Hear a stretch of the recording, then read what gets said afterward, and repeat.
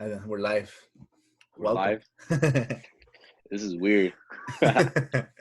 we gotta be safe, bro. The Rona's getting everyone out there. This is a socially responsible interview podcast. Oh yeah. Are you guys still having your DNA podcast with your friends or no? We're working on it right now. We're thinking about doing it, still like meeting up, but it's a work in progress. You We're could do trying Zoom. to. You guys could do Zoom like this. Oh, that's true. That's true. Yeah, didn't even think about that. What happened with Darren? Because he's not. I haven't seen that from the podcast in a minute. Nah, Darren's been training, and then like it's hard with everybody's schedules. Like Mm-hmm. now that nobody's working. It's easier. So we're actually going to try to record today, but things fell through. Yeah. It's Easter, so people are still like with their families and stuff. So we're going to work on it this week and try to get it out to everybody. Did you guys do anything for Easter at your house? No, I didn't do anything. I mean, just a bike ride. That's about it. Nothing special. Didn't really celebrate. Yeah. Now we just had Yeah. food or whatever. Oh yeah. Me and Alex went in the backyard and we were playing like some curated Coachella playlists, and we're just listening to music on the speaker, just fucking Having your own little party. having our own Coachella backyard. Is it like were you guys, the Coachella playlist? Was it for like the artists are going to be going this year, or? No, the one we're listening to, because I guess Coachella put out a bunch of playlists, so they have like small 15-song playlist of like old rock, old hip hop. Basically stuff from the early days of Coachella, basically like old indie, like shit. Phoenix and the yeahs and all kinds of stuff like that. So we were listening to, it was like early EDM, I guess, like the early EDM. Mm-hmm. So it was like Tiesto and Daft Punk, Justice, like kind of not the stuff that's more popular today, but it was like more retro. So it was kind of cool. Mm-hmm. That is cool. Mm-hmm. That is cool. I'm glad that they did that. Yeah, they're definitely been active on social media because it was supposed to be Coachella this weekend. So yeah, I was just talking about that with somebody today. Like it kind of, I'm not sure when they plan on releasing that documentary, but it kind of worked out in their favor. Like they got to put out the documentary and it kind of showed everybody the history and built up more hype for Coachella when it happens in October. Yeah, so it was supposed to come out March 30th, which was last Friday, or I don't know, last Friday or the Friday before, but it was supposed to be like a week before Coachella or 2 weeks before Coachella too. So they announced the documentary like as soon as the lineup dropped. So they were planning on having like imagine this, and then 2 weeks later you go to Coachella. And imagine how hype it was going to be, bro. It was going to be insane. Yeah. You watched it. Yeah, I saw your review on it, but like when I was watching, I was like, that's so cool. Like learning about it. Like I didn't know that, spoiler alert, like I didn't know how the Golden Voice was funded. I didn't know like how they found the Polo Grounds. Like that shit was really cool to see. Yeah, that they went to Palm Springs. Then they're like, oh, I think there's something in India. You guys would drive down. Then they drove to India. Oh, that was cool. Speaking of the funding, I ended up watching that Woodstock documentary on Netflix that you told me about. Oh, that's another good one. Yeah. That's another good one. We saw it with Alex, and man, that shit was crazy how they were able to put that together. Midway through, they're like, we can't charge for tickets, and then just hundreds of thousands that was of people. A shit show. Like I watched that, I was like, this is insane. Like obviously we weren't alive when that happened, but like I don't think people really understand how crazy it actually was. Like the army had to drop off care packages. Like bro, I don't like imagine. And that wasn't an age of social media either, so like people are just finding out the news like probably like really late after it already happened. But imagine if that would have happened today, bro. That would have been like that would have been basically Fyre Festival. No, but like people they actually put on the show. Yeah, but I'm saying like just that chaotic, like it could have been even described. That could have, if the Fyre Festival, if they actually had shows, like imagine last minute, they actually performed, that would have been it. But the one thing I'm going to say is there's no way the sound was good. Like that, there's no way that the motherfuckers at the top of the hill couldn't hear shit. Bro, it looked like, I forgot how many people they said were there. And the crazy part was when everyone found out they stopped charging tickets, they started calling their friends from back home like, yo, it's free, just drive over here. I know, that's crazy, bro. bro. And then that family that they used their ranch, like that dude's pastures were fucked afterwards. Oh Like yeah. I feel bad. I'm like, damn. I don't know. Like, Hey, that shit became legendary though. He became a hero for all those people. oh, he became a hero. Went down in history for that. Yeah. So shout out to that guy. He was like some conservative, like milk farmer or something. Yeah, yeah. Him and his wife, they brought him out on stage. Like, dude, imagine waking up to Jimi Hendrix playing like the national anthem. They said it was like 6 or 7 in the morning. That's crazy, Bro, bro. imagine waking up after doing like LSD, acid, shrooms, and like you don't even know if Jimi Hendrix is really up there, but like you're probably thinking you're still high. Like, there's no way he's playing the national anthem waking this up. That's it. Like, that's Yeah, like that sounds something that I would want to travel to, just like if we go back in time, just to experience, to see what it's like. I'm pretty sure it was worse than how cool it looked in the stories, but oh, bro, I'm pretty sure people, like, it was probably shit everywhere. I've gone to festivals in like 2018, 20, when you have a bad experience and you have like the greatest technology and fuck everything's kind of coordinated. Imagine there, like people had to walk like 5 miles just to get to the venue. Bro, because they were. Go ahead. One thing I did like is how people were hopping on people's cars and shit, just driving. Like, you can't do that shit today because you get tickets and shit. Like, bro, they said there was cars parked on the highway to get there. Mm-hmm. Like, how far you had it, and people are like, "Why is everybody stopping?" Like, oh, all these cars are parked. Like, imagine that. Is where you park. I want to see a documentary on how everybody like left. Like, how do you get all those cars out of there? Like, if there's fucking 7 cars in the bag, they can't even find the people. How many people lost their keys? Imagine how many people lost their keys, bro. It's insane. There needs to be like the day after Woodstock documentary. Like, exactly how people, the return, like, or the departure. Like, how did they leave? How'd they leave? Did they get sick? Like, imagine that. Like, people can't even get to the bathrooms, bro. People are like pissing and shitting where they stood. Like, I know they didn't say that in the documentary, but we all know that that's what they were doing. Oh, for sure, bro. Especially there's no way they had enough restaurant. And then they hired, what was it, like a cult to run like the security? Yeah, they hired, dude, the cult. Oh my god, like that's like, you can't script that.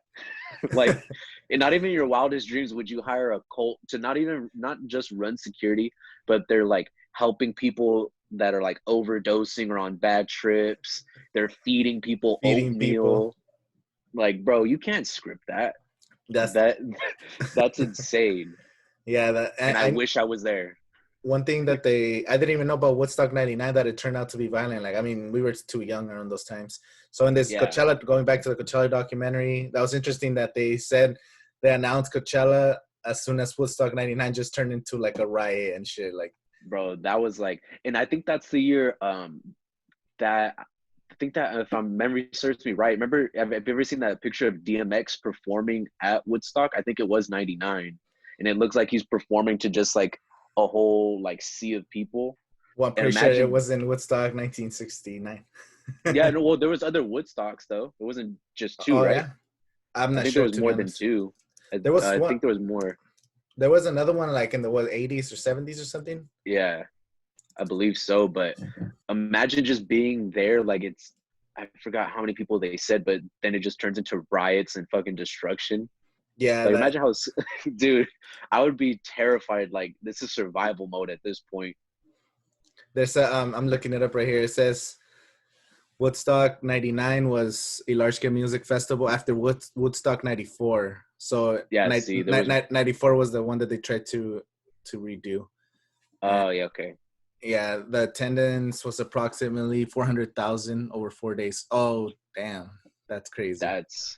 Dude, that's insane. Like, what was it? What year of Coachella? I think Cascade, when he set the record, I think it was 2015 or 2016, right? Where he set the record for most people in attendance, and I think it was like 100,000. I'm not sure, to be honest. I feel like maybe Beyonce beat it in 2018 though, because I feel like everyone was there. I think she did. Yeah, but it wasn't 400,000 people there. No, Coachella's only like 125, only 125. Yeah, so that's why I'm like trying to put into perspective. Like we thought that was crazy. Like just being there to see Beyonce, we thought that was crazy. Like imagine double that. Yeah. Like there's not even a point being there. Did you go to Coachella 20 when Outkast performed? Yeah, I was there. I went weekend too for that. I went weekend 2 for that one too. I remember there was reports weekend 1 sucked or whatever. Yeah. But weekend 2 was pretty cool. I remember. Do you remember the part where people were running back and forth? They made us run back and forth.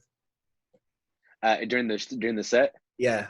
Yeah. I forgot what song it was, but Outkast, they were like running back and forth, and you could you could feel the ground vibrating. Like it felt like a small little earthquake. Like like a stampede. Yeah, like a stampede. Yeah. That was a pretty cool moment. There was I don't know, like I feel like it's already too overcrowded just with 125,000 people here in Coachella. So once you're talking about festivals with 400,000 people, like I can't even imagine just walking around that. That's what I'm saying. Like it's not even worth it to be there. Like it would be cool just to be there to experience it, but then like you're not gonna hear like the audio. Like you're gonna be so far back, you're not gonna see anything. And then even if you're in like the front area, you're not leaving. Like you're just stuck. It's like we feel that way when we're like in the Sahara tent or like the main stage, and like it's feels like forever to just get out, even just going sideways. Like imagine double that. You're like, well, I'm just here at this point. I'm just gonna camp out. Yeah. I don't know. I wouldn't go to that. Were you going to Coachella weekend 1 or 2 this year? Which this year I was going weekend 2. I have a weekend 2 ticket. Yeah. I was gonna say, do you already have the tickets? Yeah, we already had the tickets when they did the last payment option. Yeah. So it was like you could pay half now and then half the next month. So okay. I did that. You bought it in January? Yeah. Oh, okay. Do you still have them, or do you get your money back? Oh no, I still have them. Oh, okay. Yeah, I still have mine. I feel like the prices. I feel like the tickets now just doubled. Like the prices for them, because excuse me, like it's gonna be the first Coachella in October. It's the 20-year anniversary, and it's like it just the hype, and especially after the documentary, now the anticipation's even heightened even more. Yeah. And they put it on YouTube so everybody could see it. Like it'd be one thing if they had it like just on Netflix or HBO, but they had it on YouTube to where it's accessible to everybody. And it's free. It was supposed to be YouTube Premium, so you had to have. It was originally, when it was supposed to be March 30th. It was gonna be YouTube Premium, but since everything got shut down, they're like, you know what, we're just gonna let people watch it. So it's a smart move for them, like you said. It just builds up the hype. Do you think Coachella's still gonna happen though in October? Yeah, I think it is. Like, to be honest, bro, like it's just too much money. Like, and maybe by the time October comes around, there's a vaccine, and I even feel now, like I forgot what week we are in quarantine. It's already been a month, but I feel like now, like the media's kind of like died off on like scaring everybody and putting the fear. Like I feel like it's slowly like fading away, and like we're kind of like people now, they're containing it. So I feel by the time October comes, we should be in the clear. I feel like, I don't know if they're putting it down or we're getting used to it too. That could be us. We're getting used to hearing the news and dealing with like day-to-day life of wearing masks and not being able to leave the house. And from the reports that I'm seeing, they keep saying that there's not going to be a vaccine till like 2021. So that's the shit that's like tripping me out, because they said once they open up everybody to go back to normal, it's going to be like still trying to practice social distancing. And I don't know if they're going to allow sporting events, and especially concerts and festivals, when everyone's all like all next to each other, hundreds of thousands of people. So that's the thing I'm concerned about, because they're saying even if we go back to normal, they still want us to try to have as less people together as possible. So that's not going to happen. Like realistically, like we both know that's not, like you'd have to really just keep everybody in quarantine the whole time. There's no letting people going back out if that's the case. Yeah, because you can't let us. It's one or the other. Like either we all stay in quarantine or we go back out, and then this shit happens again. Yeah, that would be the worst case scenario if we kind of contain it. We go out, and by the time Coachella comes back, 'cause they're saying once the summer hits, it's gonna slow down just because flu always slows down with the heat, but it doesn't go away. So once it's like September, October, it's gonna come back again. So I feel like it'll be the new flu, like, because I'm sure you've seen on Twitter like all the reports, like people are still getting swine flu to this day. And we were both in high school. We were both in high school when that pandemic happened, and people are still getting the Black Plague, bro. That's what I'm saying though. Like, it's just I think it's a culmination of, we live in a very in this era we live in, like the cancel culture, and like we dramatize everything, and we get our information so fast, and everyone's so quick to have a reaction and an opinion, and we're more defensive than offensive when it comes to, like, they've known about the coronavirus since, I think they said like November or December. So it's like nobody was rushing for a vaccine then. It was like, well, we're a reactive society. So it's a culmination of all those things. Like, it's not me minimizing the people that have passed away from coronavirus. I mean, there's people that passed away from the cold. And it's like, people, this happens. Like, it's the new virus, it's a new thing, and people, it's the sad truth is people are going to die from it. There's no stopping, and there's no stopping that. And even if we get a vaccine, people are still going to get it. People are still going to pass away. But we should, like they said, we should all still practice social distancing. That's the only thing that you can really do. We're be proactive about it. It's out of our control, and we just have to kind of, like you said, it's a new reality. We have to go to this new reality where the virus is still going to be going around. A lot of people are going to find it, like a lot of people that are getting infected and they survive. They just slowly start building those immunities, and we're going to get used to it. And like, unfortunately, a lot of people are going to pass away, and we can't control it. If they let us out, I guess just try to stay social distancing. So October's like 6 months away still. I don't know. I don't know how to count. But what the fuck are we in? Yeah, it's 6 months away. 4 or 5. Yeah. I hope Coachella does happen though, and I feel like once we get out, how hard are the parties gonna go, and like how hard are people? I'm blacking out the first day, like probably the first weekend, because we're probably gonna try to make up for lost time. Oh yeah, everyone's gonna go crazy, bro. Like I never thought I'd say this, but I might go to copas again, like just because I'm outside. Like I might end up at places I never thought I'd be. Have you? So are you gonna do a lot of shows? Are you planning on having shows once we go back? Oh yeah, like originally before this was gonna happen, like I had planned to do shows in April, like in LA, like open showcases and stuff like that. And we had this planned in, I want to say January, and then this thing happened and all that went out the window. So, but once we get back, shows, probably I'm gonna try to do as many as I can. Yeah, I think that's good. That I like the direction you were taking, and unfortunately, man, your momentum got cut up short. So you're dropping, but you're still putting out content, which is cool. You've been dropping a new song every Sunday, dropping music videos and all this stuff. So you said you're dropping a new project coming up. Yeah, I'm dropping a new project on the 19th. It's so this whole month, it's been dropping every Sunday, similar to like what Kanye did with Good Fridays. I put my twist on it and did Sinner Sundays. So every Sunday I'm dropping content, like a new song, a video, the promo video we shot came out. And I feel like April 19th was a good day, the day right before 420. And just put it out. Like it's cool. I mean, I didn't plan for it to come out this month, because I realized like there's a lot of religious holidays like these Sundays. Bro, today when I was like Sinner Sunday, I was like, wait, today's Easter. Like, dude, I did not. I'm telling, like, sometimes you can't plan this stuff. Like, I didn't plan for it to happen. Like, originally I did want to drop the project on Good Friday, but I was like, that's been done before. Like, I wanted to do something different, and I was like, I don't want to lose momentum. And I was watching a Lil Baby, the rapper Lil Baby. I was watching his his documentary that he has on YouTube, and he said like that he was putting EPs out, mixtapes every 90 days. And I was like, well, I could do it every 60 days. Like, let me just get this together, get this compilation of songs and put it out. So that's kind of how it happened, because I put the project out late January. And I was like, okay, give me 2 months and I'll put another project out. And then 2 months from that, I'll put another one out. So that's just kind of how. So that's your goal, to drop a new project every 2 months, basically?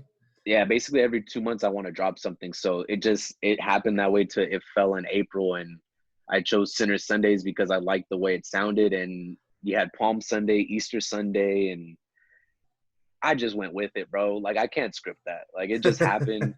I think that's good, though. Yeah, hey, that's good because take the credit. Hey, you could say you planned that shit out. And then the 420 release, was that like also planned out or just randomly happened? Well, it's because this project, it was originally supposed to have 6 songs. So I was going to do 3 songs and then put it out, but something happened with one of the songs. It's now just going to be like a SoundCloud exclusive. Yeah. Just because I believe like the instrumental had been used before or something like that. Some issue with the distributor. So it's like, I was like, I don't want to put out 3 songs and then put out the EP and then it's just 3 more songs never heard. Like, I'll just put out 2 and then put out the project. Yeah. Like, so that's kind of how it happened. And that it was originally going to be the end of April, but I was like, one Sunday sooner wouldn't mind. Like, it's not going to hurt anything. So once you drop this project, are you going to continue doing the Sinner Sundays, or are you just going to put that on hold and wait to the next project, or how's that working for you? I'll do that probably the next project. So it'll be done for this project. Let this project, get it out to the public, get people listening to it. The first project I did, I had that playing for a while, promoting that, pushing that, and now with this one, I'm going to do the same thing until the next project's ready to come out. Yeah, that's sick. And do you plan on doing more music video? I know it's hard right now because you can't go outside. Yeah, it's fucking hard. Like, I was telling Arturo, I was like, dude, I'm probably gonna have to start doing like Chief Keef house arrest videos. Like, like that's what it's coming to. Like, I'm just gonna be like Larry June and Chief Keef, like just do videos in my house and then put that out because I can't really do anything. I think there's something to it because people just want to see. Like, it doesn't matter as long as you put out content. Like, I don't know if you listen to Dom Kennedy. Yeah, I do. That dude has like 200 music videos, bro. Like, go look at any song he's dropped. He has some simple ass music videos. Like, he's just like in his house or like in the backyard at a park, at his local high school. Like, he doesn't have nothing crazy. Like, he just sits down, 2 scenes, puts out a video. Sits down, 2 scenes, puts out a video. And I think you just gotta keep promoting your videos or your music through videos. Yeah, I believe we've talked about before, but it's another way to connect with people. Like, some people are like, they listen to it and they can resonate with it, but other people want to see, like, they want to see a visual to whatever song that you're putting out. So I'm going to make lemonade with the situations I'm given. So if that's what it comes to, then that's what it's going to have to come to. The next thing you got to do is you got to drop that the Old Flame song with the lyrics, like a separate lyrics music video. I don't know if you've seen other artists drop that. So you already dropped the Old Flames. The next one you got to drop is which Old you Flames shot, lyrics. by the way, if people don't know. Yeah. How's the reception so far? It's been really good. It's been really good. There's been people that I thought wouldn't watched it. I mean, I think we're over 500 views on it, which that's good. It's really good. Like, I didn't expect that many people to watch it. Like, not that I didn't have confidence in the video. It's just it's hard, like, building steam during quarantine times. Like, it's hard to get things out, and people are they're either binge watching Netflix or HBO, Hulu, whatever it is that they do. So it's been hard. I saw a stat that that streaming numbers are down like 20% for like all artists during these times, like for whatever reason. So it's like everybody's numbers are down, but people are still putting on content. I mean, I'm still working on new music and trying to figure it out. Like, now that I have more time, because my other job is closed down, so it's like I got more time to create and do stuff. So I've been writing and getting more stuff. So, and focused on promo. So for this project. No, but as far as numbers and like streams and all that, the more content you put out, so is this the formula that I've been doing YouTube for a while. So you might get a video. It's gonna get. Sometimes I get videos that get like 80 views, 100 views. Then you put the next video. Then you put the next video. Then you put the next video. And every time they watch one, they might watch two more. Or like every 5, they might come back and watch 3. So not like you said, everyone's busy freaking watching other stuff like Netflix, Hulu, Disney Plus, and all that stuff. So 500 views right now. Next time you put out a video, that one's gonna go up by like 50 or 100, and then you put another video, that one's gonna go to like 1,000. Slow build. Little by little starts building, and like you said, the more you put out, the more they resonate with your music, and they're gonna keep coming back, or they'll be looking forward to your next project. You know, like it's all part of the process. Yeah. No, I agree. I gotta keep doing more. I mean, whether it's shot on an iPhone, or I tell Arturo to bring his camera and wear a face mask and stay 6 feet away. Like however it needs to get done, it has to get done. It could get done, bro. I don't know if you saw this video he did for Mills. It was like a red one where he did a cover of Devil in a New Dress. It was like in the red background. That was here in my house in one of the rooms. Yeah. So we did that one just like in a little room and shit. I know we can't meet up, but yeah, we could definitely, or maybe I'm willing to risk it all. You're willing to risk it all. Let's say 6 feet away. 6 feet away. Have Alex with the Lysol can, like before you even get close, spray. We're gonna get one of those little emergency teams like in Monster Inc. where they come and do the little. They're gonna shave my beard and shit. Have somebody say 2319. Code red. We got 2319. Yeah, we'll do that right before the video, and that thing will be safe. We should be. So you said you lost one of your jobs due to quarantine. You're still working then on another job? Yeah. I'm still working for my family's company. So in the mornings we still go to work. It's considered essential business. So yeah. That's good. A lot of people are struggling right now. I know. I'm thankful that we're still working and money's still coming in. Has it at least slowed down a little bit, or still been kind of the same? Still been the same. Well, you guys are a service, so yeah, the service companies. Yeah, for us, we've been slowing down a little bit, but we're still active too. So we're lucky too. I mean, we haven't slowed down. We've had meetings like with different at different job sites where they're like, you have to wear a face. Like you can't be at the job site without covering your face. So either a mouthpiece or bandana. Some people are like they're walking around with shirts because they don't have freaking face masks and shit. I've seen people wear like Decepticon masks. I've seen them wear like child masks. I swear to you, bro. Like it's always at the grocery store. Like they'll be wearing. It's like people. It's not. That's not gonna work. I mean, I guess something's better than nothing. But it's like the things people use to block. It's like, bro, are you serious? Like you couldn't just get a handkerchief or something. Like I know you got to use with what you got, but I saw somebody at Walmart dead ass serious wearing a Decepticon mask, just standing in line. Oh, I took a picture and I posted it. I could not believe it. I couldn't believe what I was seeing, dude. You gotta send me that shit. I want to see it. I don't think I saw it. I'll send it to you because it's homie was just standing there straight posted with the Decepticon mask, and I'm like, am I tripping? Like this dude's really just wearing it. Do you see those viral pictures that went viral on Twitter? It was like somebody had one of those ice cream cones. Like they just put it like this. Yeah. Yeah, I did. People are just finding ways because, I mean, some stores, like I went to Home Depot and they don't let you go inside the store without a mask. So you just have to find whatever you have. I guess some people only have Transformers mask. Bro, his kid's probably looking for that mask and he took it to the store. I'm sorry, I got to go to the store. I like walking into the store with I put a bandana and then I bald. So I just like fucking get mad and then people get scared because they think I'm a cholo. About to rob this place.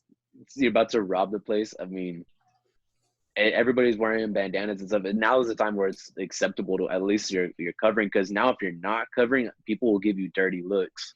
Yeah, like it's like it's happened to me. Like I think it was like the day before they made it mandatory to have a mask. We were at we were at TKB and people were just like looking at us like in line, and I'm like, were we supposed to wear a mask or something? And then the next day was when the Governor Newsom said it's mandatory. Everybody wear masks. Yeah, and I was like, well, I mean, we fucked up. So, but it's like people, it's way more frowned upon not to wear anything.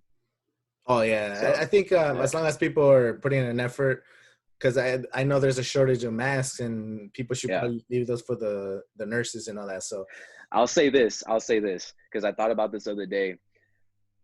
I have not paid attention more to people's eyes until people started wearing masks. Like, have you noticed like at least I'll speak for myself. Like when you look at people, like you really have to look at their eyes. Like for me, it's like, is this girl cute? Is she not? Is it the mask? Like what's going on here? She's got really pretty eyes.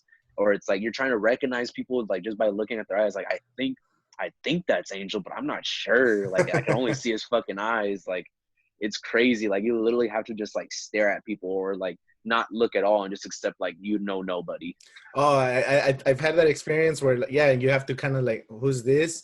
But also like the last thing you said was like, I'm not even gonna try to see if I know, because usually if I go to a store, it's like, oh, maybe I'll run into somebody I know, or like, oh, I know this person.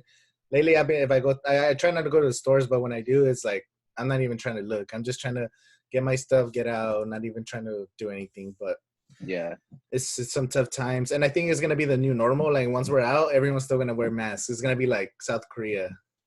Yeah, I can see that happening. They do that in Japan too, no? Yeah. So I don't know what it is with Asian countries. I guess they wear it just to not get other people sick, or like they just try to be more. I guess they've been ahead of the curve too. They've just been wearing that for years. We're over here being all reckless, just fucking grabbing things, touching our face, touching our face, breathing pollution, coughing and breathing it in. Like we're just accustomed. Man, we're the fucking dirty ones. I know. Like, did you see how people have been posting videos of people eating like exotic animals and stuff on Twitter, and then they're all mad because we're mad, or people from the United States are mad because they're like, why can't they eat like regular food? And then people are saying like, well, we're the ones like eating like freaking cows and little baby freaking all that stuff. But for them, it's like it's just where you grew up, you know, it's culture. It's their norm. It's their normal. Like in other countries, like will they eat like, well, I mean, you could even speak like in the Latino community, like we eat freaking cow intestine and cow tongue and like all this stuff. Like I'm pretty sure people look at us like we're fucking weird. Yeah. Do you like cueritos? The cueritos with what's that? The pork skin. The pork skin, like in vinegar, and then like Tostitos Locos and all that. Yeah, like that. That's probably weird as fuck to people. Chicharrón, we're just eating the skin of the pork. Chicharrones, yes, bro. Yes, chicharrones. Like, I'm pretty. Yeah, 100%. We're judged. Yeah, for sure, bro. But I guess it's normal because this is where we live, so that's what we get used to. Yeah, that's how we grew up. Like we don't know anything else. Yeah, it's cool that we have the internet because it exposes us to different cultures. Like that's something I would never see, but. Then like I don't know, I kind of been fed up every time I go on Twitter now. It's just too many people are on it at the same time because everyone's on Twitter since no one's working. So it's just man, everyone's just going crazy. It's everyone's going crazy. It's like the outrage culture. Everyone has an opinion. People are shaming people for staying inside. People are shaming people for going outside, for having an opinion. Like you can't even. People are mad if you have a conspiracy theory. The conspiracy theorists are mad if you don't have a conspiracy theory. Like it's just so many opinions. Like I've had to take breaks and just like leave my phone to the side. Like I've had friends reach out to me and say like, yeah, dude, I just shut my phone off and I've been pretty bad. Like I don't know, sometimes I forget to text back, or like I get notifications but I don't even want to look at my phone. I'm just like I'm kind of just overwhelmed, especially since you're just at home. Out. Like you were burned out for being on the phone all day. So I definitely want to start doing like just sitting down, like you said, 2-3 hours a day. Just go outside, chill, like don't do nothing. Like outside, and I mean in the backyard, not like go outside, but just get away from all also like staring at the screen all day. Like there's days where my eyes are fucking hurting because I'm just on the computer or on my phone playing games. I've been playing that Call of Duty game. That one's pretty dope. Everybody's playing Call of Duty right now. Like everyone's playing some video game. I'm not a video game person. Oh, like, you're not? No, I was when I was younger, but like I'll just play Madden for hours. But with a point in my life where I did play Madden every day was like I was so unproductive. Yeah. So like I know how I get, and I just rather not even get in that bad habit. Yeah, that's how I am too. I only played 2 games. I either play Madden or Call of Duty. Like for the last like 5 years, that's the only 2 games I play because I don't want to invest my time into like a story mode game or like all that shit. Yeah. So right now I'm playing Call of Duty on my phone though. I'm not even playing on the PlayStation because I play with my brother and my cousins usually at night. So we just log in and then we play for a little bit. Well, that's why you hate looking at your phone, bro, because you're playing Call of Duty on your phone. Like you're literally just always on your phone. Oh, I'm always on my phone 24/7. First thing I do when I wake up is like, okay, I'm gonna go shower. I don't listen to music. I put on like YouTube videos and I'm just listening to YouTube videos, podcasts. Shit, I consume a lot of YouTube, bro. I'm kind of addicted. For me, I'm just addicted to coffee. Like I recently got my bike fixed, my bicycle, and I've just been riding bikes. Like I don't even look at my phone. Like today I went on I was riding for like 2 hours, didn't look at my phone, like not even to really text back or anything. Because I can't, I've been consumed by YouTube as well. Like for the beginning portion of quarantine, the first few weeks of just YouTube on my phone or on my TV. It's like, you just need that hour, 2 hour just break from it. So that's been for me. And also it's important to exercise or do something, sweat a little bit. I've been working out at home with the kettlebell. I have a kettlebell from the one that Joe Rogan always. I was about to say, is it a JRE one? It's an Ironman one. Ironman, yeah. Yeah, it has the Ironman like cast iron. It's pretty cool. It's a 40-pounder. It's not too heavy, but it's enough to from On It. Yeah, from On It. I've had it for years. It's enough to just get a quick workout, and I've just been trying to do that, like just like you said, just to sweat a little bit, like. I was barely getting back into the gym. Like I had gone for 2 weeks and then they shut it down. I was like, God damn it. Like I finally started getting in shape. That would happen. I'm just not supposed to get in shape, you know? Yeah. Look at what the universe is trying to tell me. I'm not supposed to be here. Not supposed to be working out. You're doing too much, bro. Like, you're doing too much. This is the universe telling me to go make more videos. The last couple of times I went to the gym, it was when like everything was kind of spreading. So I was like, it felt weird to be there. Just like, I know the chances probably like nobody had it or whatever, but I was just like, oh man, it just felt weird just being around everyone. And it was still packed too. Like nobody fucking gave a fuck.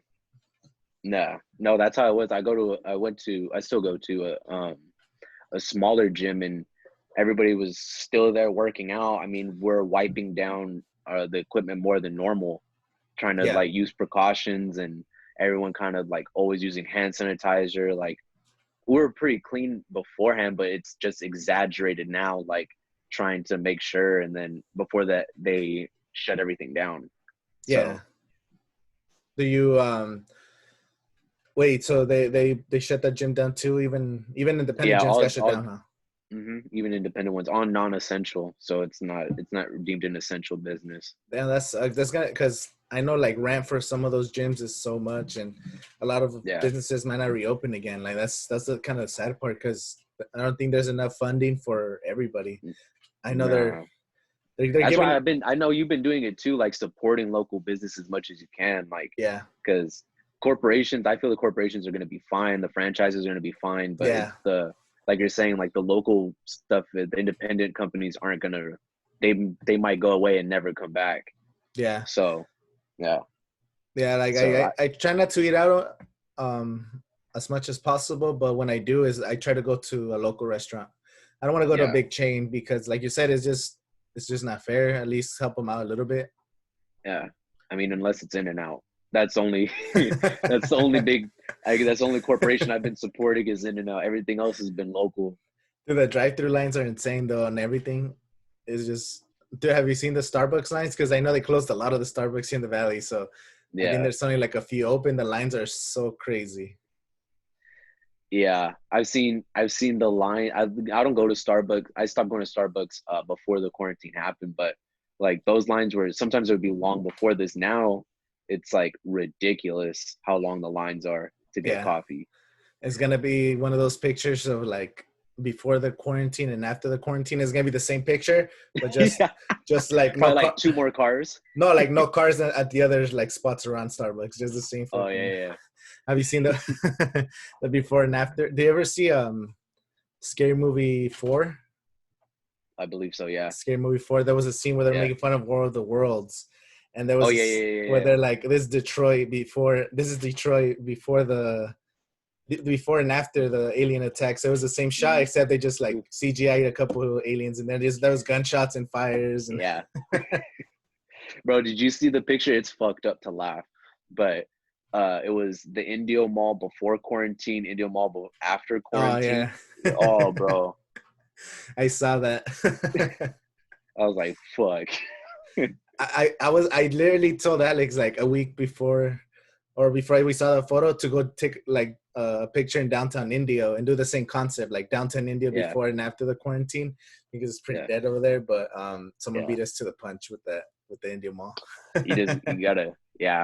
You gotta execute it as fast as you can because somebody else is gonna put out that idea.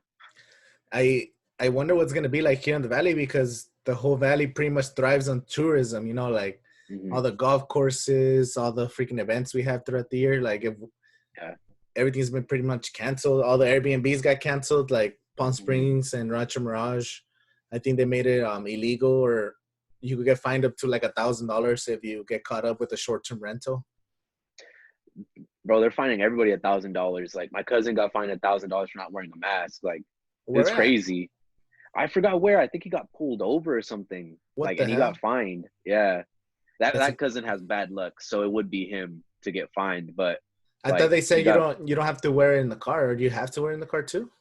I don't know, dude. Like it's probably I just speeding, know, trying to get away and shit. probably. But he cleans pools as well, so he might have been like pulling up to clean a pool, and a cop passed by and saw he didn't have a mask. So could have been that. Like I didn't get the full story, but I know that they're giving tickets out for that. So if they're giving out fines for not having Airbnbs, like it's gonna be tough to see what happens to like our local economy because of this. Like like we said, there's gonna be a lot of businesses that aren't gonna recover, and it sucks because it happened during our prime time of the year. Yeah, right. If the Rona could have waited 2 more months, bro. Sweet. If the Rona 2 more months, because that's when the valley makes like around like millions of dollars for Coachella. Like $1 billion with the tourism and like just everything. It could have started. Why couldn't it have happened in fucking June? Like when nothing's going on. Nothing's going on. It's hot as fuck. Like, dude, it's gonna fuck Splash House. Like you ruined Coachella. Because right now we're gonna be in quarantine. They say maybe till the end of May, sometimes maybe June. And when we get out of quarantine, it's gonna be hot as fuck. There's gonna be people still scared to go out and spend money, and it's gonna take like a couple months to like get back to normal. And then it's gonna be like August, where it's like the hottest time when you don't even want to leave your house. It's just gonna be humid. So this 2020 is basically just canceled for sure. It's postponed until the fucking fall. Hey, the 2021 though, that's our year. Hey, that's our year. That's what we said about 2020, and they said universe said psych. Do you see do you follow this account on Twitter called like freezing cold takes or something like that? No, I don't. It's an account that retweets. I obviously need to. They usually retweet sports like takes. So someone will say like Patrick Mahomes, why they draft him, he's overrated, and then they'll retweet it like when he wins the Super Bowl. They'll be retweeting those tweets or showing like tweets from like 2016 that don't age well, you know, like super cold takes. Yeah. So right now they've been tweeting a bunch of tweets from like people saying like, oh, 2019 was bad, 2020 can't be worse, or like 2020 is gonna be our year, like a bunch of tweets like that from people. The fucking genius behind that account, like, dude, that's smart. Genius. That's so smart. I I bet for the sports ones, like it's a lot of Skip Bayless tweets. Oh yeah, for sure. But dude, they're thriving right now. Like yeah, all those meme accounts are thriving, like because everybody's home on social media. yeah. And like as soon as you see something funny, you repost it, like it. Like I saw one account go from zero, like maybe 100 followers to like now they're at 5 million from the start of like the year. Damn. Because everybody's just been reposting, following. So it's That's crazy. crazy. That's insane. I seen. Have you seen this guy on Twitter named Barry McConaughey? Yeah. The troll. I fucking love that account, bro. That dude, he trolls so much, and then they like reference his tweets like in like Bleacher Report and like all like it's like a fact. Dude, I get Skip Bayless quoted one of his tweets on Undisputed. Like, dude, that was like maybe 4 or 5 months ago. Yeah, I remember that. So like, cause he posted on his YouTube channel like all the times like they've said his stuff like on national TV, and then right now he's just been nonstop. Like he's using CNN fake accounts, Bleacher Report, Woj, Ian Rappaport. Like he's just dropping crazy ass tweets, bro. And he just got suspended, but his new account already has like 50,000 followers.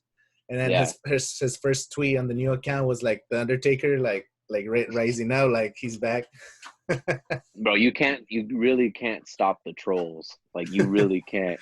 It's so cool, bro. Like it's just I like it when people like, just because I love trolling. Like it takes me back to like Twitter 2013, 2012. The prime Twitter years. Prime Twitter.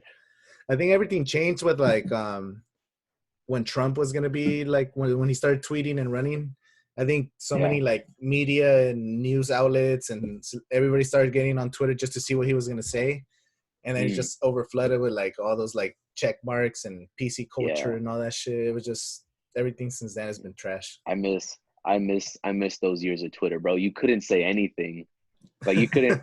There was no sympathy. There was no empathy. It was just straight ruthless the whole time on Twitter. Like it could happen remember like all the hashtags, like they're starting to come back now, but like what is it, like remember they had like the follow trains, and then they had like all these challenges. Do you remember like replace a movie title with like cunt or like whatever? Oh bro, those were the fucking years, bro. Like you could just scroll down the thread and just like everybody on your timeline would be doing it. Yeah. Mills started a national trend one year. It was like replace a movie title with FAP. And then everybody started going out like, honey, I fapped the kids. That one had like that was when speaking of that, like the Coley Twitter account. Yeah, like, that was Mills started the hashtag, and it was literally trending in the United States, like because everybody went on it, and then everybody was just retweeting a bunch of stuff. I remember those days, bro. It was the best. Those are the early years. Like I remember you guys, like a lot of fucking Twitter trolls. That's like the birth of all those troll accounts that are now like Twitter famous. Like that was the early years of it. Like when everyone was like still talking and like friending each other. Like that was a cool thing to see. Yeah, it definitely was different. Some of those tweets are coming back though. Like fuck, I guess reported recently with some bad stuff. You did? Like, yeah. and then I already got 2 strikes, bro. I think one more strike and they're gonna ban my account. So I gotta fucking come up with you gotta come with the backup, or you gotta go back and start deleting those tweets. I tried already, but it's just like some people quoted my tweet. You know how you used to quote and put the RT and like there's no way I could delete them. So I'm gonna start promoting a backup just because I know it's bound to happen. Yeah. I do have a backup account. It's not a backup account, but it's a just in case shit happens account. No, it was when I started my YouTube channel and I was doing book reviews. I think it's like Worma for Reviews or something like that. Yeah, that's like 50 followers, but I haven't used that one in years. I might just change it and start a new one. Tell everybody to go follow that one. Yeah, because I know it's bound to happen, especially like, and it was for a dumb reason, bro. It was Coachella tweeted like maybe 2 weeks ago or last week, and they're like, "Oh, the documentary is dropping this day," and then someone in the comments was like, "Hey, what's the update on the new lineup?" And then I responded, and I was like, "Oh, when people stop dying, then we should hear some news. That's all I said. I didn't say anything. I guess it's aggressive for my part, but it wasn't nothing too crazy. And then like 5 minutes later, well, I was driving, so and I ended up driving. Whatever, I heard my phone like go off, but I didn't get on it. Then I got home, and then I checked my phone, and I was like, "What the hell?" So it's some stuff that I can't say on the stream. I'll send you some screenshots of that. But like, I was like, "God damn it, they got me, bro!" Like it was just. You shouldn't have said anything. Yeah, I just should have stayed quiet. That's what I've come to, bro. Like, I'll think like before I'll filter myself before I tweet anything, and I'm like, okay, this is my thought, but now let me put my brain into somebody else and think like, is this offensive? Like, it's just self-checking. And then it's like when you start doing that, it's like, well, I don't even want to tweet anything anymore. Like, I'll just stick to retweeting and like Drake lyrics. Like, dude, that's one thing I've been doing to get engagement, like it's actually been working, is I literally Googled deep life quotes. That's all I Googled, and I'll just be reading like some deep life quotes, and I just tweet it, and I get all kinds of like engagement. Then I end up promoting one of my videos or something. So if you want to start doing just shit that people are interested in, just tweet some shit that's like relatable, and then drop your song, drop your whatever you need to promote, because you're gonna get a lot of engagement right away. So that one, and then when I was doing those like water, those little like cartoon pictures I was doing. Yeah, I got one. Yeah, I just learned how to do that. Like I literally watched a tutorial, because there's an app I use to edit my thumbnails for YouTube, and it was it's called PixArt. So I looked up tutorial for PixArt, because I'm actually gonna make a video this week of like how I make my thumbnails using that app. So I went to see like what people's tutorials. So I literally put a Pixar tutorial, and it was the first one. It was like cartoon yourself tutorial, and I was like, okay, cool. I watched it, and I learned how to do it like in 5 minutes. So I was like, oh, cool. I did it. I know I could do them better, but I was just like, whatever. I just started fucking making a bunch of them. I ended up making like 50 of them, and then I made like $20 because people actually paid me to do them. So it was pretty cool. Oh, look at you! You went into quarantine, coming out with a side hustle. Hell yeah, $20. That's enough to pay for. Well, actually, you gotta pay for this app too. It's like $4 a month. So I got like the next 4 months covered. Free. 5 months free, basically. And I gotta promote it more though, because a lot of people hit me up, and then I'm like, oh, it's $5. They're like, okay, I'll let you know when I find a good picture or some shit. I was like, all right, bitch. Yeah, right. All right, bitch. You're like, you're not gonna hit me back. Hey, I got a cold call him later on. Like, hey, do you remember the one time you remember the one time you said that you contracted me to do this photo? Well, you owe me $5.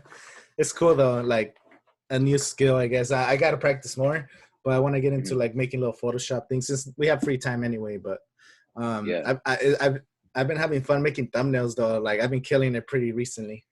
The thumbnails are pretty badass. Yeah. I've noticed. Do you guys you don't edit your thumbnails out for the podcast?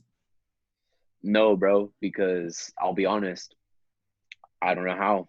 So I literally just I edit the videos, I get the audio right.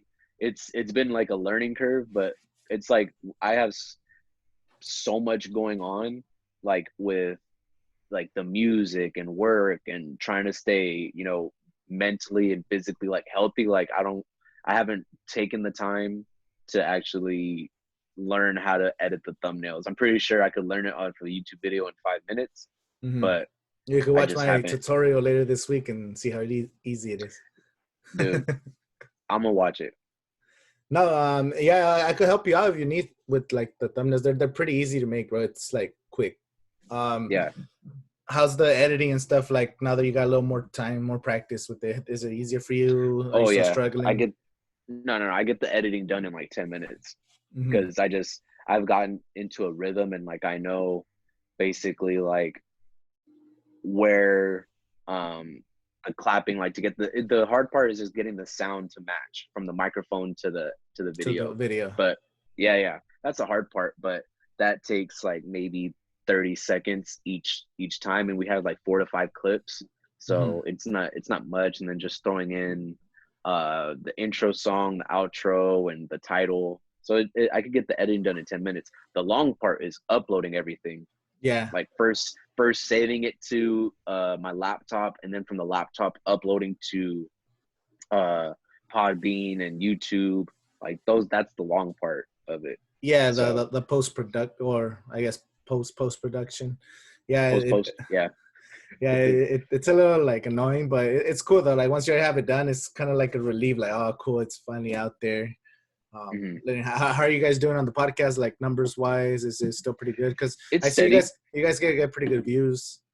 Yeah, it's steady. It's steady. With this whole virus thing slowed us down a week. Yeah, a week. So, but it's been steady. We get steady viewership. A lot of feedback from each episode, and people suggesting topics. So we got our core fan base. I gotta talk to you about this. I didn't know about it. I've heard about it before. Have you ever heard of a podcast network? Have I heard of a podcast network? Yeah. Yeah, like where there's a bunch of podcasts on, like basically like similar to like a TV network. Yes, it's kind of like they do it that way. So I've heard about this. I was like, I don't know what that was, and I watched the video like last week. It was like the way podcast networks work is you get them all together. So for example, it'll be your podcast, my podcast, and whoever else has a podcast. We present sponsors our podcast network. So it was like, okay, if you promote or give us a sponsorship, we're going to promote you on your podcast, my podcast, this guy's podcast, and this guy's podcast.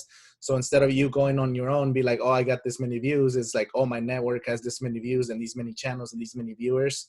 So you're able to get like bigger sponsorships. So I was like, oh shit, like that makes a lot of sense. Yeah, that sounds like I think Barstool is like a podcast network. Like they have a bunch of podcasts underneath that umbrella. So yeah, that's how they do it. And I was like, oh man, I've been wanting to talk to you guys about it because I think I really don't have I have my sponsors are just like affiliate programs. So if people click on the links and sign up and all that, but I think we could start hitting up like companies. I know right now is a bad time. It's kind of this fucking virus, bro. It's fucking everything up. Yeah, definitely not a good time to hit up sponsors, but we definitely should look into that though. I think that'd be cool. I'm down. Yeah, so I'm always down. I'm always down to link up, and if I'm open to anything. So if what you're saying, like get a podcast network and getting sponsors, all that shit, like I'm all for it. Yeah, I think that could be cool. We all benefit from it either way. Yeah, we need to hit up who else. I don't know anyone else that has a podcast besides the Selective series. Have you heard of the Selective series? Those guys? No. They're from like the west side of the valley, from like Cat City area. Oh, okay. I went on their podcast actually. There's I don't know when they're dropping it because we recorded that like a month and a half ago, and they edited their podcast pretty cool. They make like a whole video, so they have like 2 cameras. Yeah. And this guy like edits like the whole thing, kind of like super professional, but I don't know when they're dropping on my episode, but those guys, that's the only other podcast I know like here locally. Yeah, that'd be cool. I mean, I'll have to listen to their stuff, but from what you're saying, they sound cool. No, they're cool people. Like I'll probably once it's over, you could hit them up. Maybe you guys could do some kind of collaboration, because not only do you have a podcast, but you're also an artist, so that'll be a cool incentive to get with them. And what's cool about them is that they're catered more on the Cat City, like Palm Springs area. So because everyone here that consumes our content is from like this side of the valley, so it'll be cool to like branch out to more on that side. Of course, yeah. We gotta do more collaborations, and I want to kind of shoot more videos too. Though I'm kind of just bored being at home, not doing shit. Yeah. No, dude, it's it's like you want to create, but then it's like fuck, like you got to get real creative about creating. That's a funny way to say it, but it's the truth. Like you're stuck at home, and like you got to figure out how to make certain things look cool. Like when we shot that promo video, that was right there in my front yard. Like it's just more stuff like that. Like it's all about presentation of it all, editing, and you can make it happen. That video came out. It's probably my favorite video I've ever made. Like it's so cool, bro. And I didn't even think it was gonna be that good. Once I took it to the editing room, I was like, okay, cool, let me see.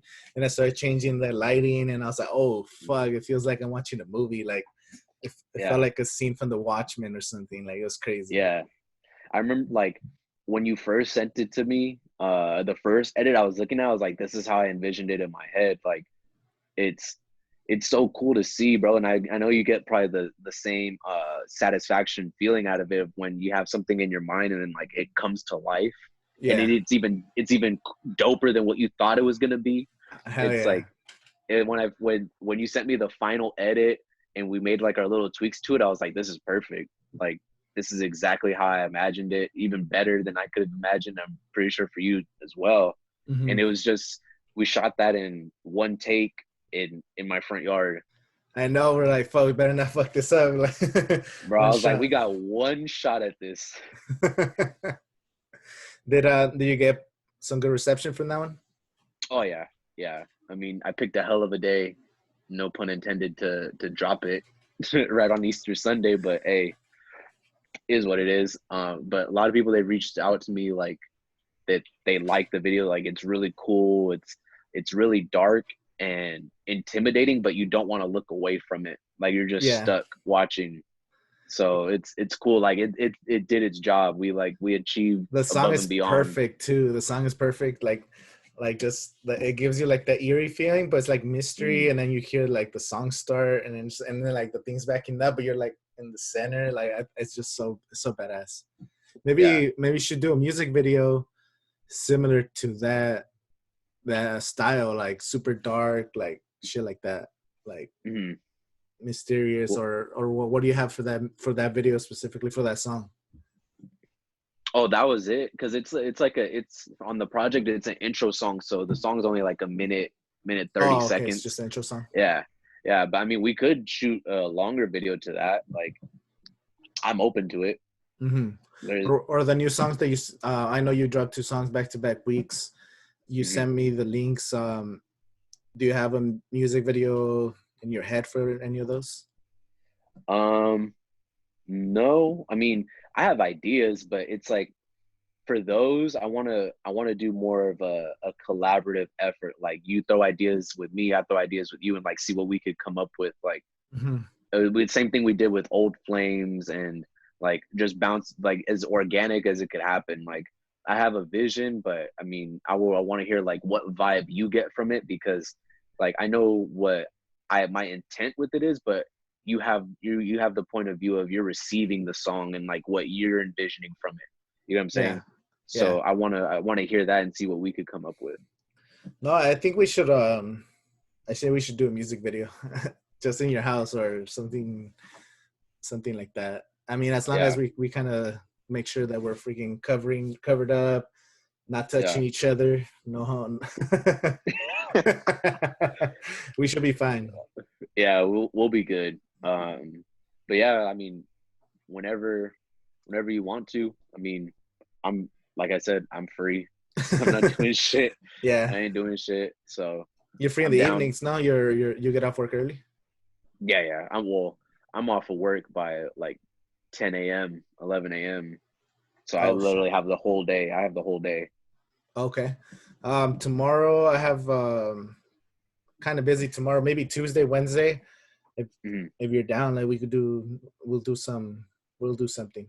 I'll definitely text you like the information, because I think it'd be cool to just do projects, because I haven't done shit, and I'm pretty sure you want to put out more content. So. Oh yeah. And then we're down. And go ahead. Go for it.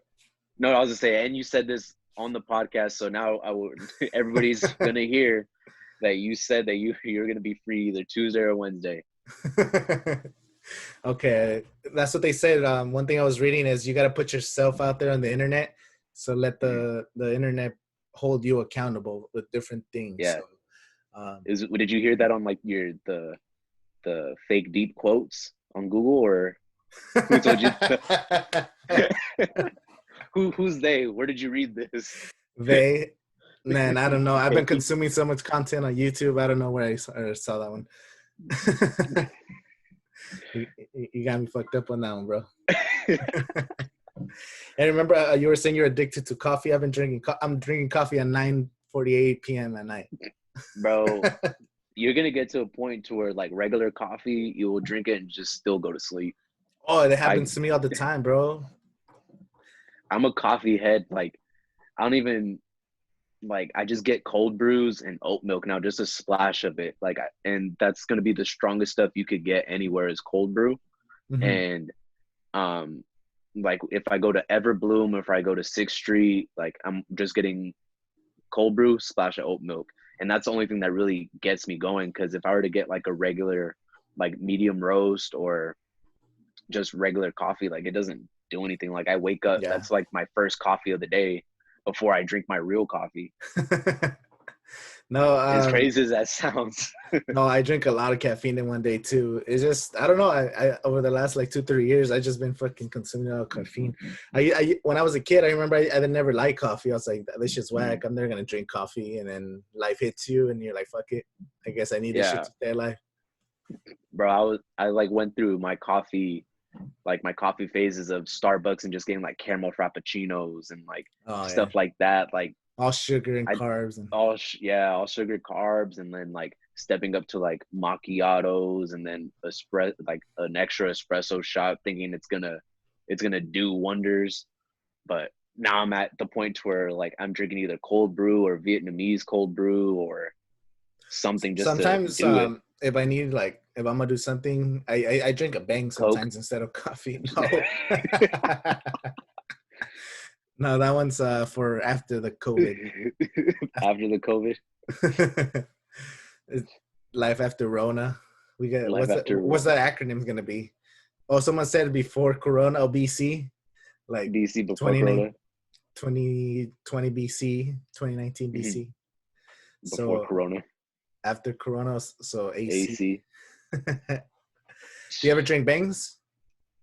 I used to, bro. I think that's the one thing I ever got like really addicted to drinking, because like I just couldn't work out without drinking it. Like I would try and I'm like I can't even fucking work out, and I would have to go to the front desk, buy a bang, and then actually get my workout in. Like, and it like the sugar caffeine, well, they say no caffeine, but the sugar high that you get from it, it's like fuck.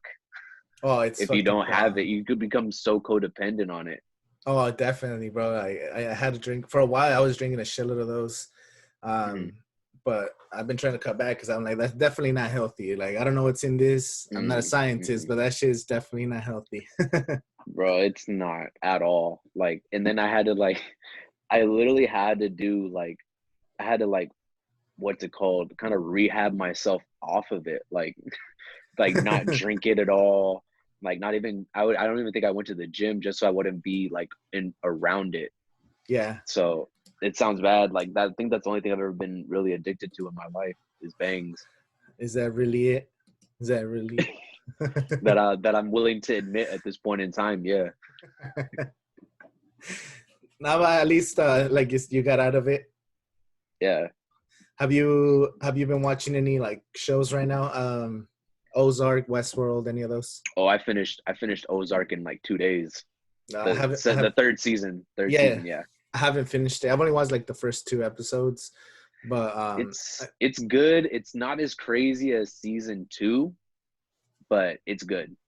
Season 2, I mean, I haven't seen season 3, but season 2, I felt like it was just too much going on. I was just like, what the fuck's going on? Like every episode. Yeah. It was definitely fucking hectic. Crazy. Yeah. I like season 1 a lot. Season 1 was fire on Ozark. Do you watch Westworld? No, I haven't got into Westworld. Oh, that's just crazy, bro. That one's gonna blow your mind. Like that one, you gotta watch. Dude, I recently got into, like, for whatever reason, I got into watching the Ranch on Netflix, the Ashton Kutcher one. Oh yeah, I've seen that one.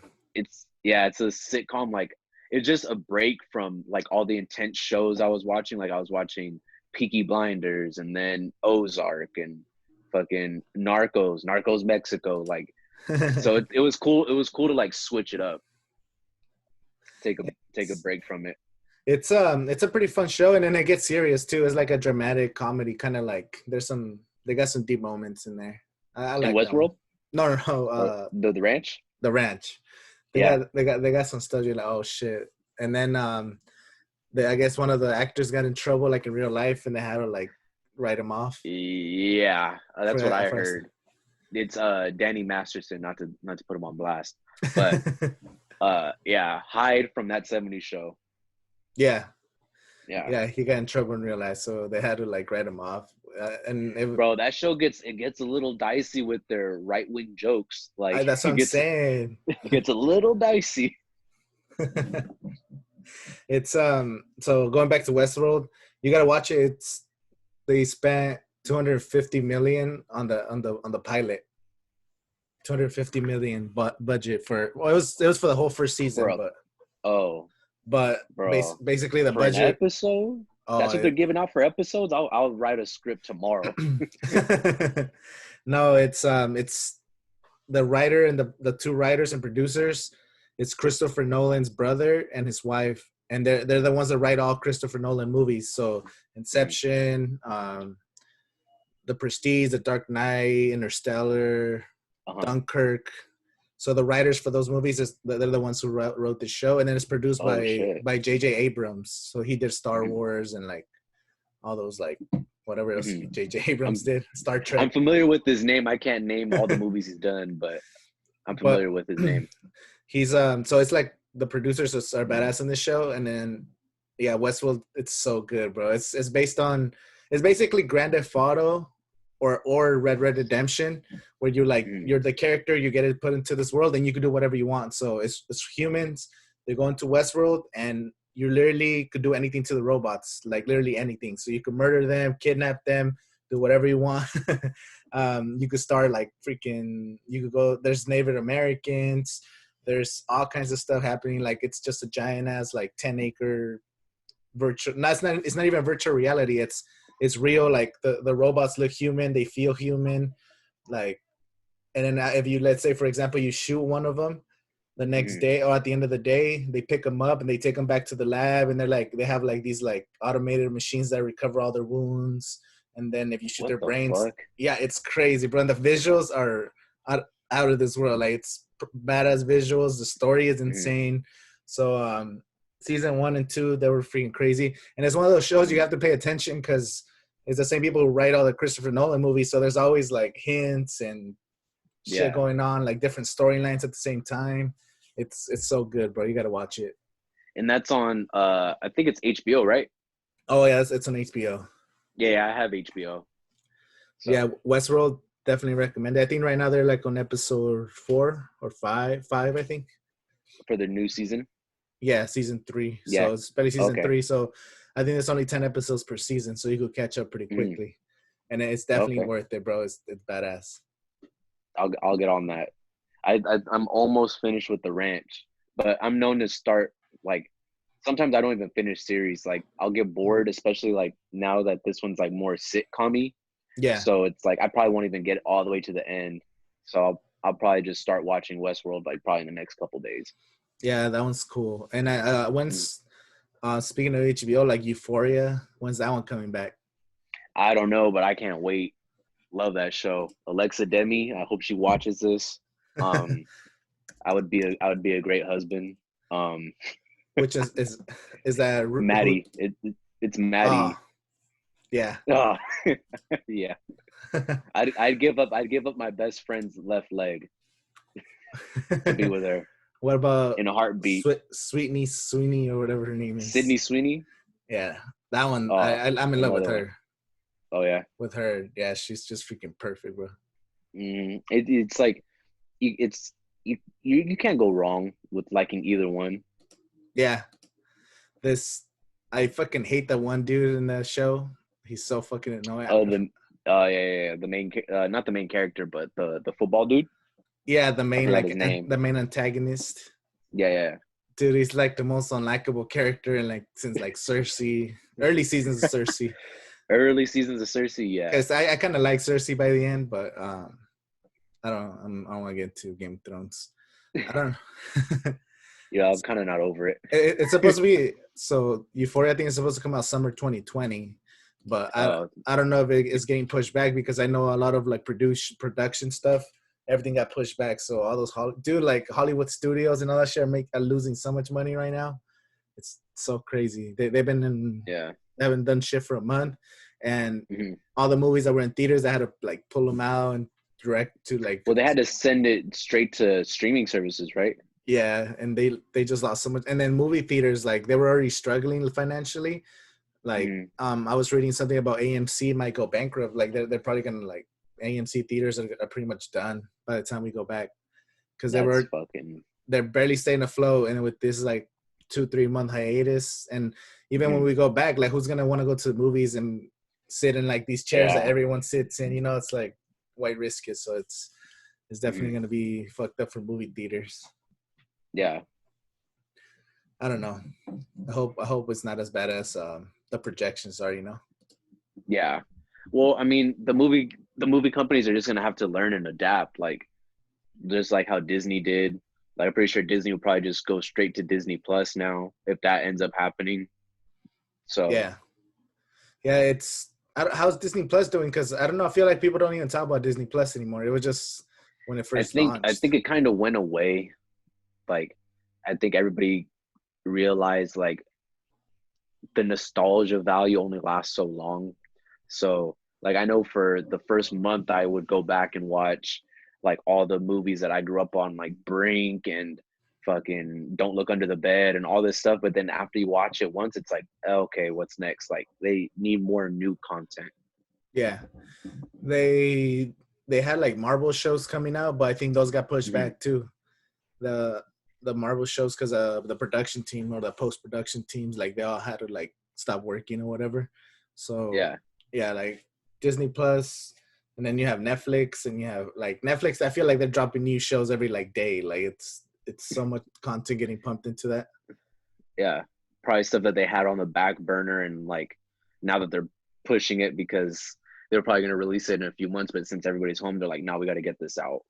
There's Avatar: The Last Airbender. It's supposed to come out on Netflix. It was supposed to come out like November, but that's just getting pushed back. It's out already.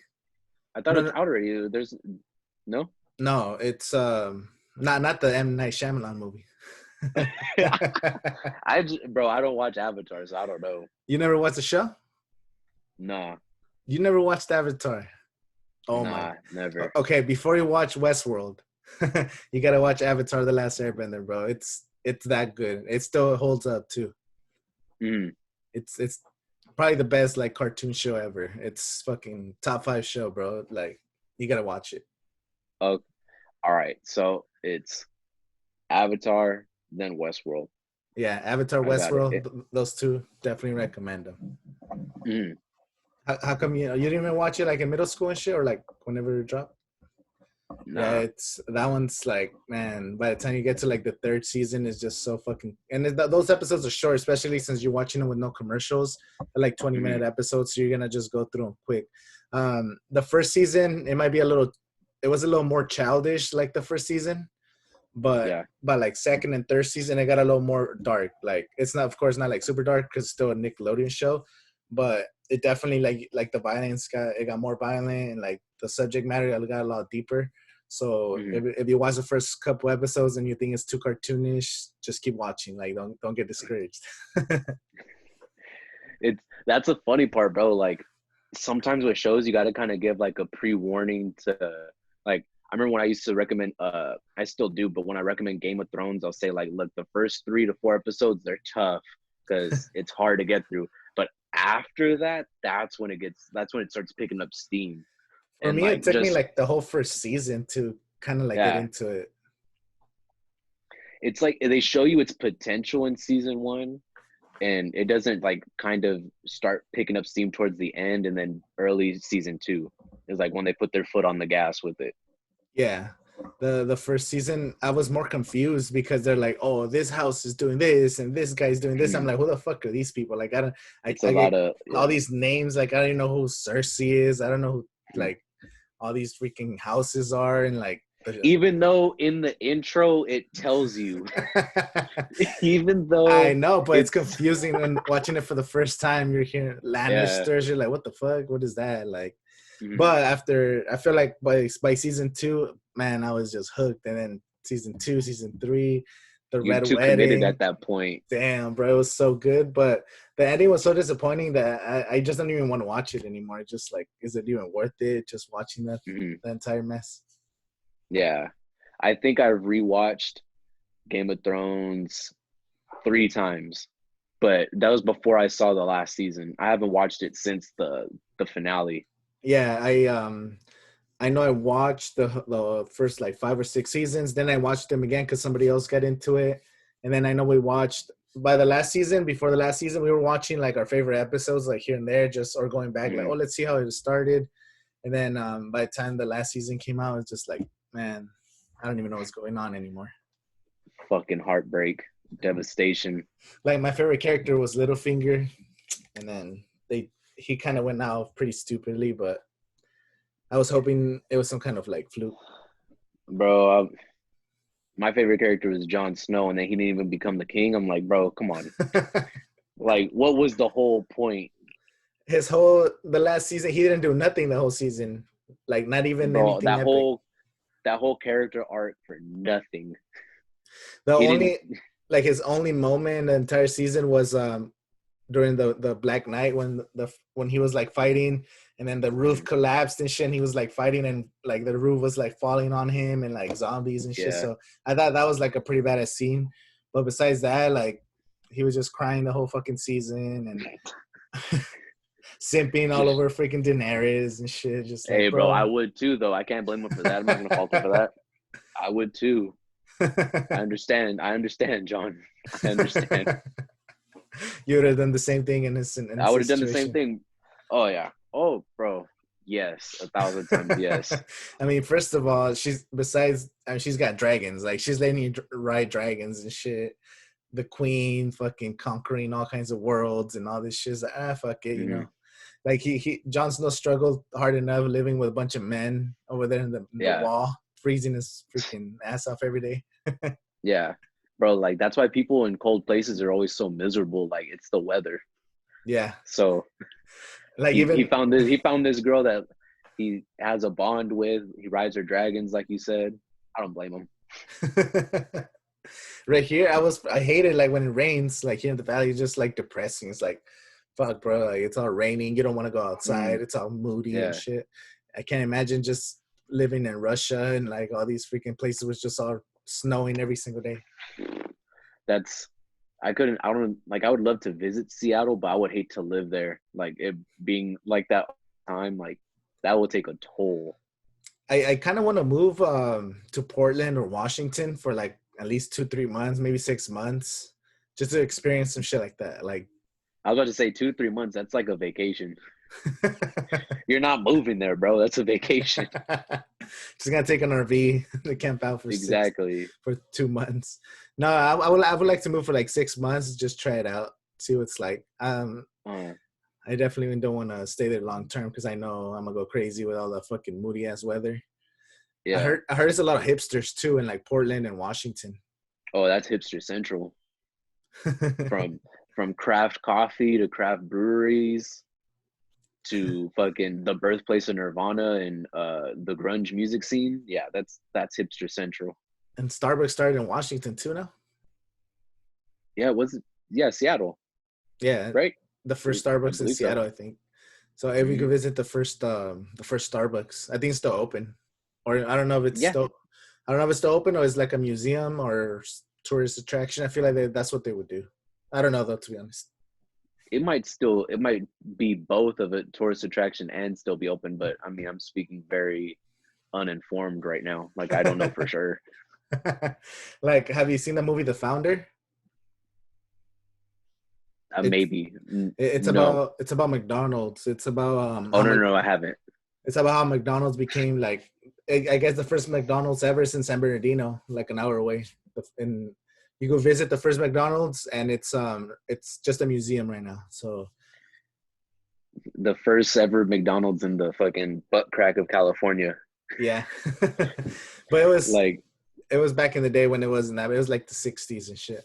So the first McDonald's, like, these guys, it was 2 dudes who came up with this amazing strategy.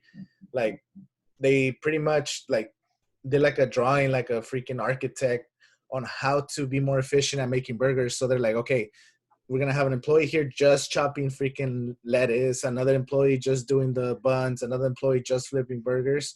And then they like an assembly line. An assembly line, basically. So, and then they only serve like either a burger, cheeseburger, and fries. That was the only meal. So you go to the table or whatever you order, and as soon as you order, there's already like you're already getting the fresh meal. Like it was like quick.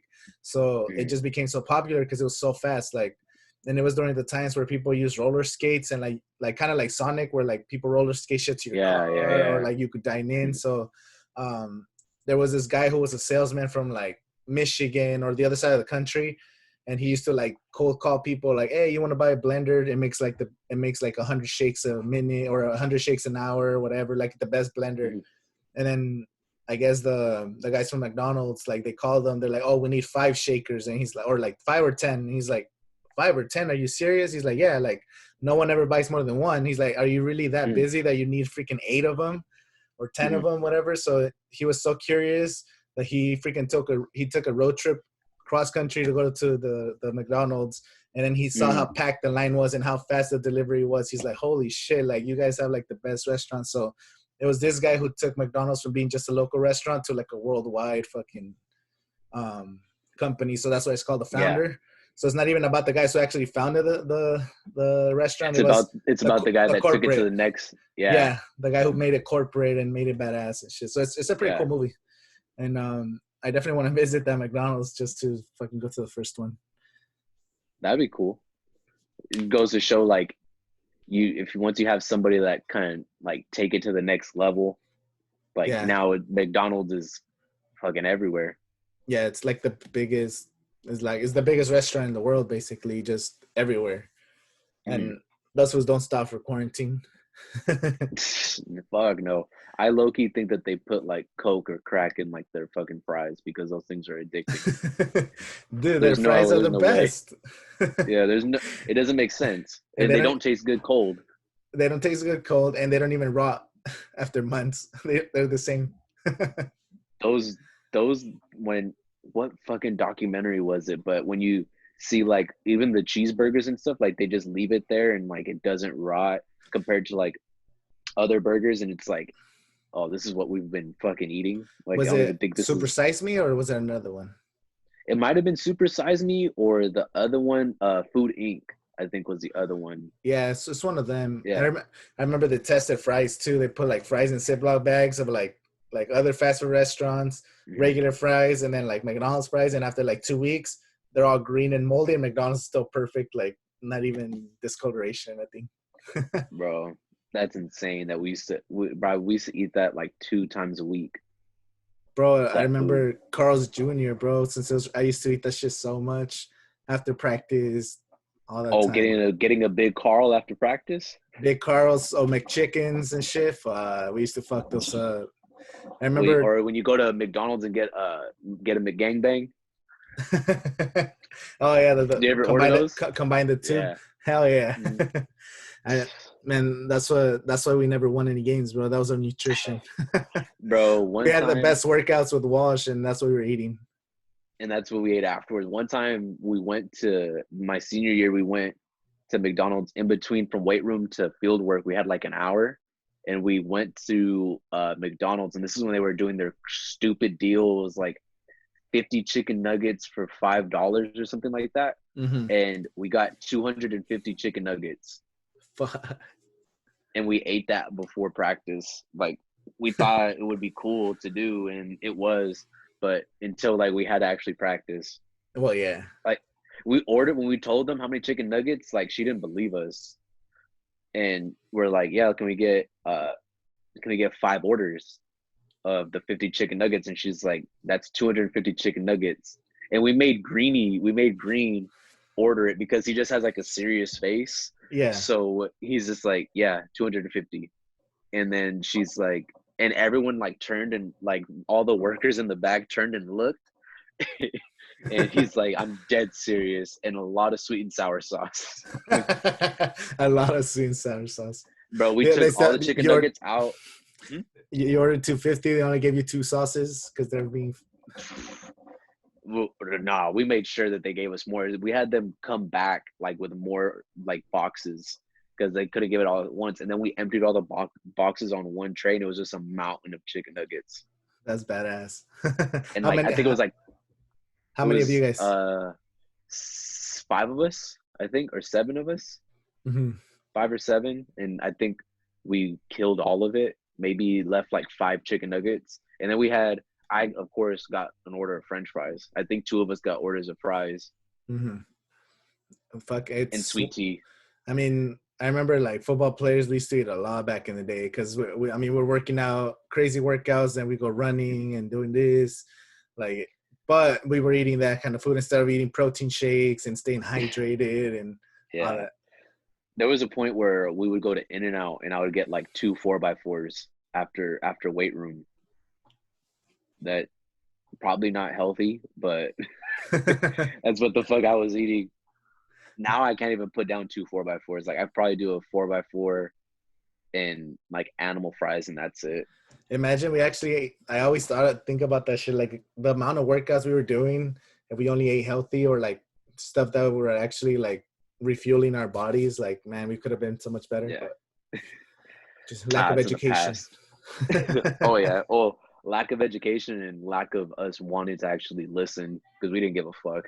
Oh yeah, I know. They told us to eat like healthier food, but it's like, $1 McChickens, fucking let's go. Let's run it. back when it was $1 menu back in the day. Oh yeah, I haven't been. Is it not $1 anymore? Is it $2 or something? It's like a value menu. Oh god, because it's like I don't know how much the prices are, but I know they went up because inflation. Fucking Trump's America. Now there's no dollar menu. Bullshit. We got coronavirus and no more dollar menu. Take me back to 2012. Damn, bro. Like, I don't know. I hope we definitely have Coachella and all the events because I miss going to concerts, bro. Like, even just to going to live performances of you guys performing, like just anything, just fucking leaving the fucking house. Bro, I never thought I would ever perform live, and then it would be my luck that I get my first show in and did really good, and there was a lot of people, and then boom, coronavirus comes and I can't do any more shows. Yeah, like that would be my fucking luck. That shit was so fun though. Yeah, it was a good night. Were you drunk that day? I got drunk after. Oh, you got drunk after? Because Oh yeah, I got trashed out. Or maybe you, I don't know, or were you just feeling like euphoric? How were you feeling when you first performed?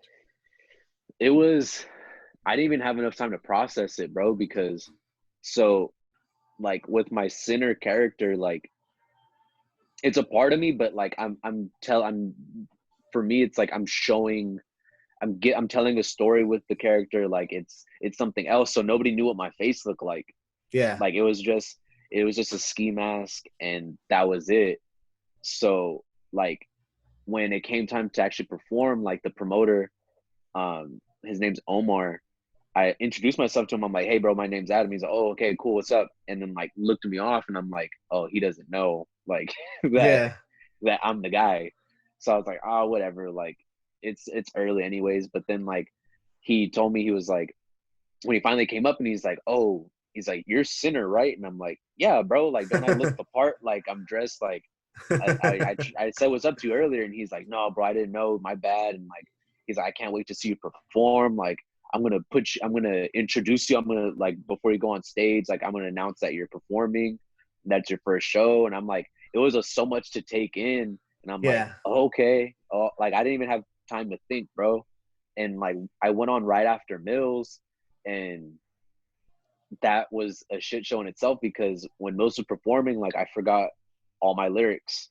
And I think you told me about this. That's crazy. I forgot all my lyrics, and like right before I went on, like I was like, okay, you didn't forget your lyrics, you got this. And then he asked me, he's like, you ready? And I was like, yeah. And I told you, I was like, are you ready? And you're like, yeah, I'm fucking go, let's push record. And he's like, all right. And then he just grabbed the mic and introduced me, and I just went on stage, and that was like it, bro. I didn't really have time to grasp anything. And then the DJ, he just boom played Old Flames, and I had just performed, and it was cool to see, like, to look down and see like Arturo's right there, and then you're recording, and then Gato's taking pictures, and like everybody's watching. They don't know what the fuck is going on because like I'm still such a new artist. Yeah. But and then they eventually get into it, and it's like, oh, this is fucking fun. Like That's it's sick. such a, it's not, I wouldn't say like a not a, it's a surreal feeling, like you're actually doing it. It's something that I never thought I'd do. Yeah, that's sick. Yeah.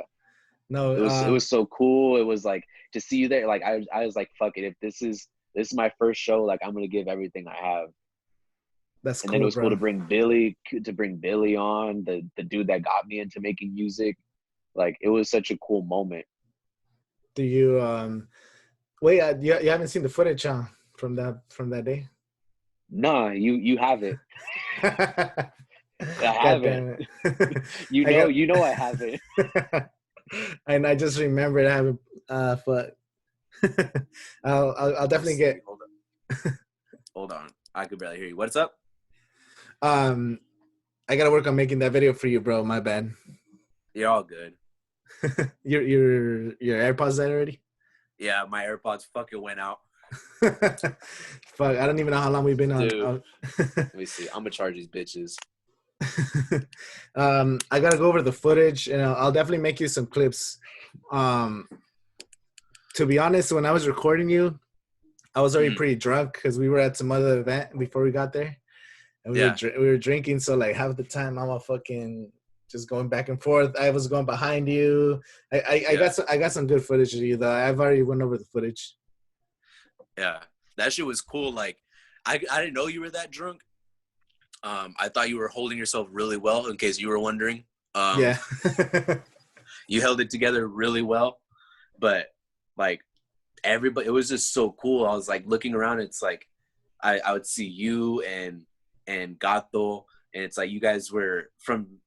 Think about it. Like last year we shot the Chrysalis video, and then now this year we're doing like you're recording my first performance. Like the people that have been there from day one, like from like all the shit I've done, it's still there. Like we're all still riding with each other.